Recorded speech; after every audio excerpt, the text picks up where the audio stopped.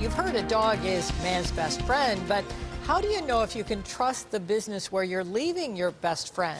News 4's George Rickett is here now with this special assignment. George? Well, Don, there were a couple eye-opening SPCA raids a few months back that prompted us to look deeper into the lack of regulation on dog kennels and dog groomers. It's a lot more difficult than people think. Lyle Bergdorf has been grooming dogs for more than 40 years. She's never needed a special license and never had any regular inspections. But her customers keep coming back.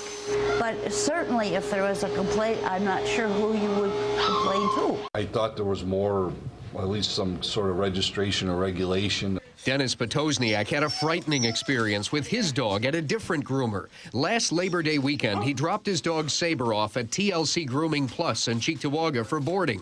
And 3 days later, when he picked him up, We weren't even sure he was going to make it through the night. That's how bad he was. Saber presented with multi-system organ failure, severe dehydration, and hyperthermia. He looked like he was having a seizure. He just like collapsed.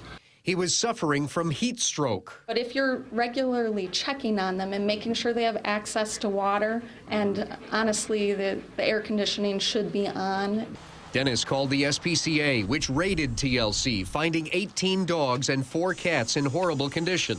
2 months later, the SPCA raided Dodge Boarding Kennels in Amherst and took out 75 dogs, birds, and turtles, plus 72 dead animals stored in freezers. Right now, the only state law that applies to groomers or kennels is animal cruelty, the same law that applies to anyone with an animal in their home. The New York State Division of Animal Industry does inspect city animal shelters and humane societies, but dog groomers are not under our jurisdiction. Laws regarding animal cruelty are the responsibility of local law enforcement and local SPCAs to investigate. So really, anybody could open up a grooming shop.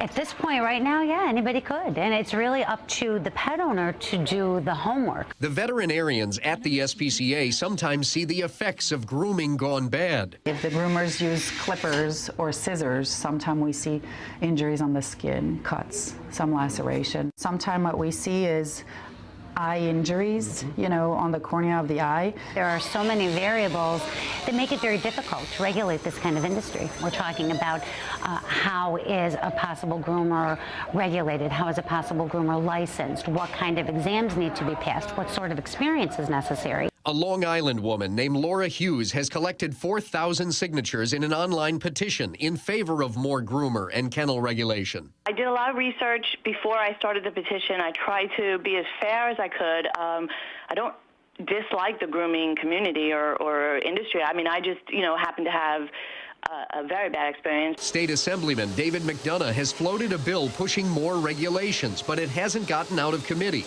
So for now, it's pet owner beware. It all goes back to doing homework. It goes back to not just relying on a phone call and dropping an animal off, but visiting a site, seeing it with your own eyes. If they won't let you in the area where the dogs are kept, that's a big red flag. You can't always trust online reviews, but you can ask other dog owners where they've had a good experience. You can also ask your vet for a referral. We often know when facilities have bad reputations. Do you wish you had gone with your gut there? Or? Oh, absolutely. In hindsight, I would rather have stayed home and never let this happen.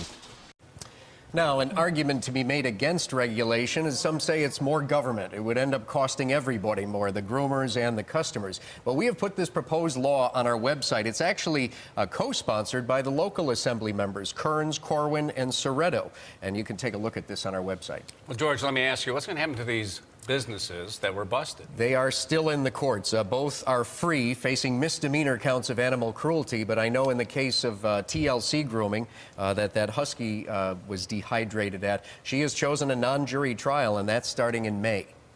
I think this is very eye-opening for a lot of people. Thank you, George. Okay. Well,